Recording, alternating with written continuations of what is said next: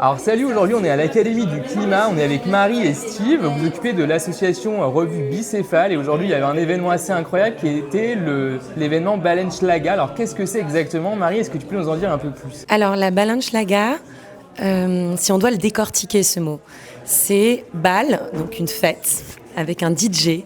Et là, en l'occurrence, c'était DJ jetable. Et puis and, ça veut dire fête et schlag, c'est du coup un défilé de mode schlag, very trashy fashion show. Si je peux me permettre, c'est surtout le jeu de mots avec Balenciaga.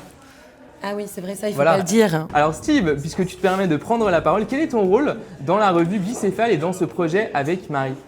Alors, dans l'association, je suis secrétaire général adjoint. Donc secrétaire général Marie Barbuchat. Ici, c'était principalement chapeauté, notamment avec Kenzie, mon binôme. Chapeauter, on va dire, l'événement et notamment le présenter. Présenter que ce soit pour le défilé, mettre en raccord tout ce qui est son, etc. Et toute on va dire la mise en scène, toute la scénographie qui a aussi été pensée par Pierre Mangel, qui est notre DJ jetable. Et c'est principalement Marie qui est créatrice et curatrice de la Balenciaga. Donc c'est grâce à elle en fait. C'est elle qui nous chapeaute, mais nous on chapeaute le reste. Est-ce que Marie, justement, toi tu as un parcours d'artiste, de curatrice, qu'est-ce qui t'a permis justement d'avoir l'inspiration pour ce show assez exceptionnel? Alors, je suis issue d'une famille d'artistes. Ma passion première, c'est lire et écrire. Et c'est vrai qu'on appelle ça des affinités électives.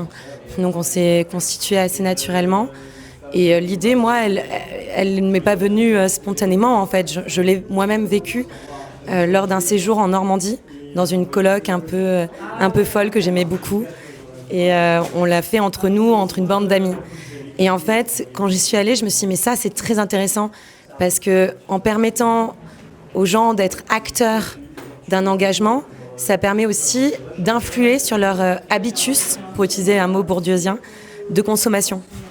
Et j'ai ajouté du coup une dimension qui n'était pas du tout présente quand j'y étais en Normandie, c'est la dimension poétique, la dimension en fait de faire passer un message lié évidemment à la crise climatique qui est la nôtre.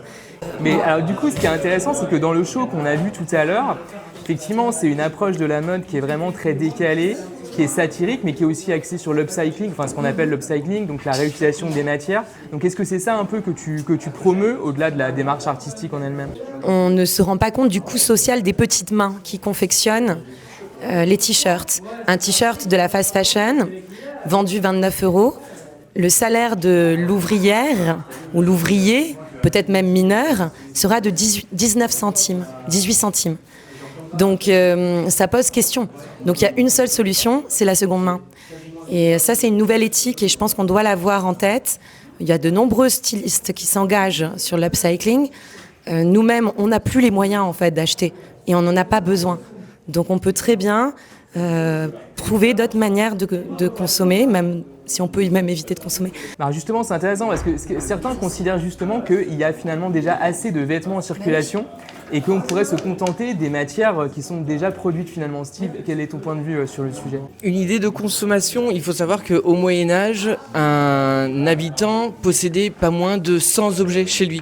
Et aujourd'hui, on en a plus de 1000 et notamment pratiquement 40%, c'est des vêtements.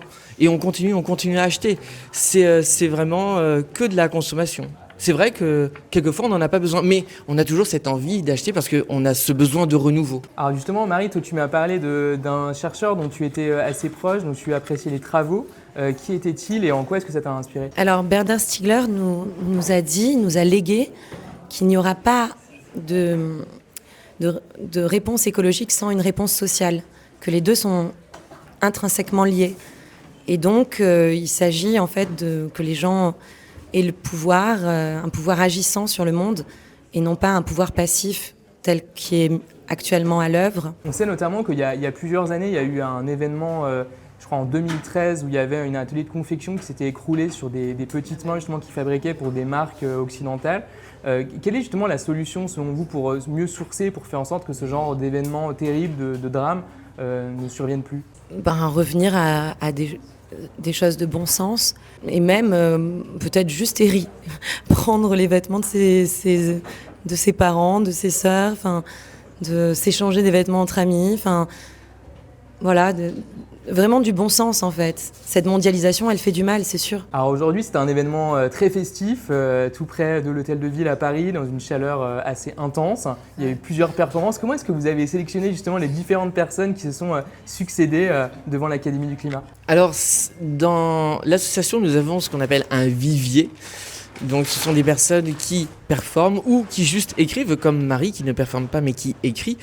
Et du coup, on lance un espèce d'appel, un appel à texte en interne et ou à l'extérieur quand on a d'autres invités. Par exemple, ça a été le cas pour Com et Mao, qui sont invités spécial guest de l'association. Et ensuite, on envoie des textes, on voit, on les lit ensemble. Est-ce que ça va, est-ce que ça va pas, est-ce qu'on changerait pas ça? Ensuite, on propose une mise en scène. Et puis à la fin, boum, on a le défilé, le déroulé, on a le script. Et puis après, ça y va.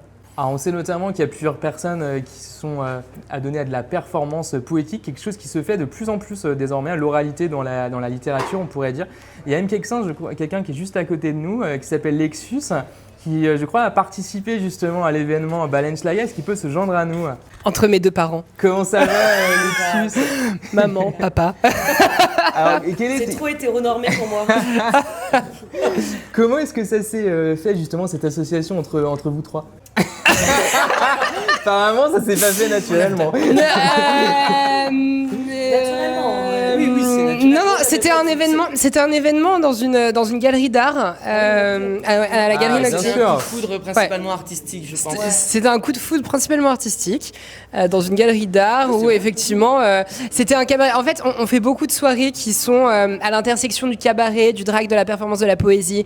On fait un peu de tout, on touche à tout et c'est ça qu'on aime. Et je pense qu'on est tous là pour cette transdisciplinarité du médium et voilà, on est tombé amoureux avec Steve parce que on aime bien aussi la poésie un peu classique écrite en alexandrin et je pense que c'est ça qui nous réunit et la musique, la chanson française.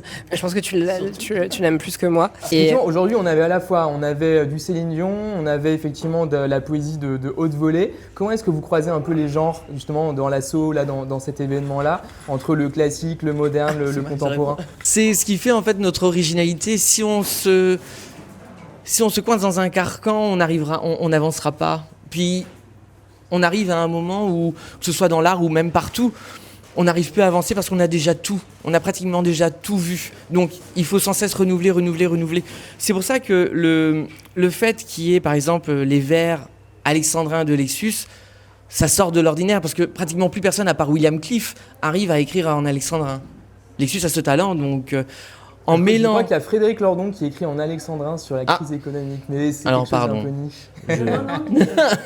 Mais qui est très talentueux. Mais donc du coup, si on mélange avec le contemporain, le moderne, c'est vrai qu'on arrive, comme tu dis, à une volée qui est très très intéressante et qui, j'espère, continuera. C'est dans l'ADN même du bicéphale, en fait, de jouer sur les tensions, sur le clair-obscur, sur la duplicité du langage. Donc ça paraît évident qu'on peut très bien mélanger, et encore plus aujourd'hui, parce que c'est ce qui nous inspire de la pop culture. Enfin, c'est pas un faux sujet, voilà, c'est très naturel. Enfin, encore une fois, c'est peut-être le mot le plus juste. C'est un collectif d'affinités électives, très agissant. Comment est-ce que vous voyez justement ces modes d'action se développer? Est-ce que c'est justement multiplier les performances, faire des formes de happening d'une certaine façon? On a un mode d'action qui est très performatif et qui a besoin aussi de trouver un public qui est instantané. C'est de l'art de l'instantanéité et c'est ça, je pense, qui nous anime tous. On est tous là pour pour être à la croisée des genres et on a envie aussi de transmettre quelque chose qui n'est pas de l'art un peu classique. J'ai beau faire de l'alexandrin, j'aime le faire avec en bonne compagnie et avec du public qui n'a pas forcément l'habitude de d'être confronté à ce genre de choses. Et je pense que c'est ça aussi qui fait revivre certaines formes du passé, c'est qu'on en a besoin plus que... Et on a besoin aussi de le faire vivre auprès de publics qui n'en ont pas forcément entendu parler avant. Comment est-ce qu'on peut vous soutenir? Comment est-ce qu'on peut soutenir la revue Bicéphale? C'est quoi les autres événements qui vont se succéder dans l'année? Alors déjà, nous follower sur les réseaux sociaux. De l'oseille. Première chose, on nous follow sur les réseaux sociaux, c'est revue.bicéphale. Super. On peut aller sur le site sur bicéphale.org pour aller sur la revue en ligne. Okay. Deuxièmement, on a une grosse exposition qui arrive. Donc ça s'appelle Bicéphale. C'est pour tout comprendre de ce qu'on est, de ces moments de tension. Il y aura énormément d'activation. Donc vraiment un très beau texte co-signé entre Adrien et Steve ici présent sur les funérailles du XXe siècle. Et je vous invite à venir, c'est au Wild, c'est à côté de l'Académie du Climat. Et c'est du 8 au 16 juin. Steve, un dernier mot. Un dernier mot, sachez qu'on vous attend pour juin et pour les derniers mois de l'année, sûrement en octobre ou peut-être début novembre, où on organisera une soirée bicéphale. Et en avant-première, on vous l'annonce, le thème sera Téléphone Rose. Et Téléphone Rose qui sera fait par Lexus et moi-même.